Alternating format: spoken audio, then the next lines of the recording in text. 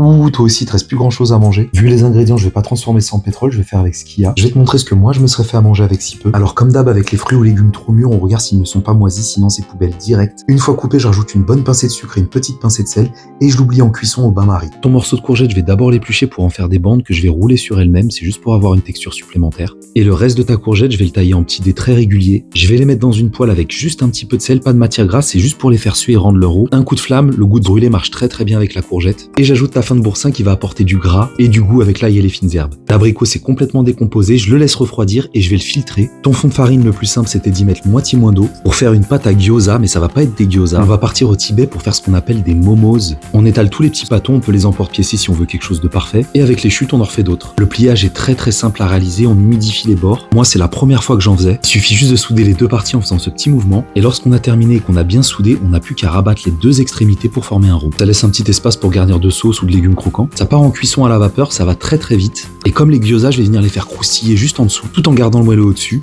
Et vu la chaleur en ce moment, je vais les laisser refroidir pour les manger comme une salade de pâtes. Le reste de tes abricots que j'ai brûlés, qui dit salade dit vinaigrette que j'ai bien laissé refroidir avec un petit peu d'huile d'olive et de citron. J'ai mangé ça frais comme une salade de pâtes et je me suis régalé. On continue à être malin et on gaspille moins. Allez, ciao.